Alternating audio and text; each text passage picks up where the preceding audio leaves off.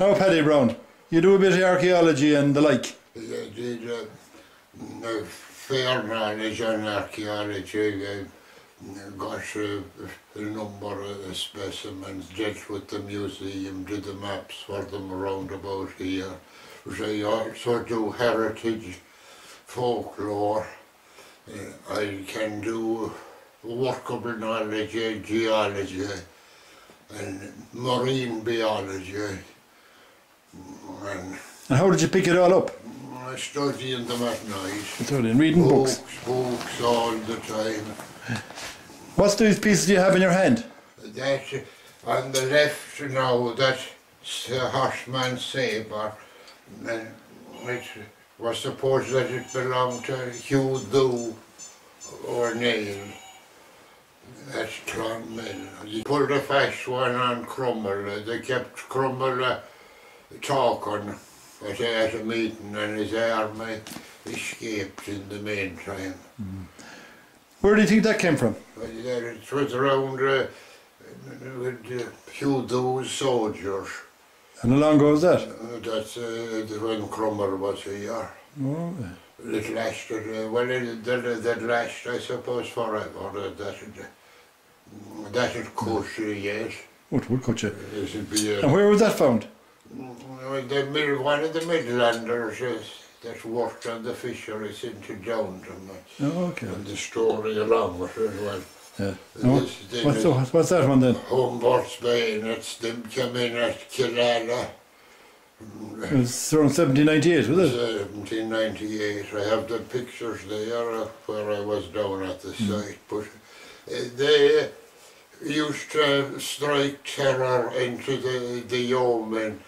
The French, they were experts with the bayonets, and the bayonets flashing then when they'd be marching in step. That sometimes a weak garrison give in before the fought at all. They got a little bit nervous, did they? The bayonet is a terrible weapon. So that's off one of the French guns, is it? Off the top of the gun, or was it on a handle? Which? This is the barrel. That's a French gun too, because I have musket balls there. The bore was smaller than the French. So they were kind of a bit of a pipe, really, isn't they? Yeah. Yes. Well, there was my grandfather. I was at the market, and there was a man up there, Pat Cannon. He was a fierce Republican, but he used to talk too much. The good Republican says nothing, and they were at a market in Westport, and they journeyed to a pub, and they were both in the Fenians, and my grandfather had a dump of these. But he was a silent sort. I only seen him twice. He died when I was long before I went to school. Okay. He was silent and sharp, but Pat Cannon drank the whiskey and he talked of what the Fenians do. And the publican brought in a man, and he said, "This is a man now the same as yourselves." But he was a spy. Ooh. And word anyhow got Father Tom O'Malley sent someone. He got the message somehow that Pat Cannon was to be arrested. And Pat Cannon, he didn't, I think, get home, but he went to Castlebar. There was a Mrs. Kelly there. She was a neighbour. She was two, and she outfitted him then with a rig and money, and he snaked on a boat, and he went to America, and they were searching for him. But in the meantime, my grandfather, there wasn't a lot about him, even though he was named. He had a dump with him in the cowboy or under flags. So he had to get out at night, and he buried them in a fence up the fields. And around here, yeah? Yeah, in his own land. Yeah. But There were gosh there a few years ago. No, there was a good lot of them, but I just picked one. And did you see the lot of them? You did? Yeah, I didn't. I seen a few of them. And who took them? I think no one set any value at all on them, but you see, I'd have the historic value. I seen stuff tramped in places that should have been saved.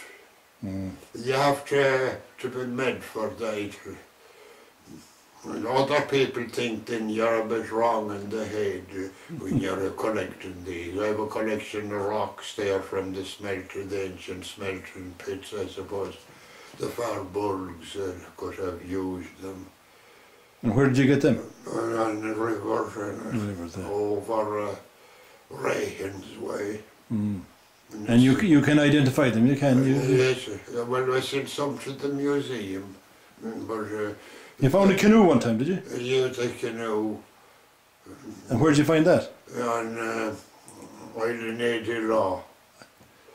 And was it in good shape? It was fairly. They cut the prow off it then and it went up to the museum. And what length was it about? It was about 10 feet. 10 feet. A dugout canoe. But there'd have been a Neolithic settlement along there because I came on the cooking places when they used to, they have no utensils. They'd dig a pit and they'd make a big fire and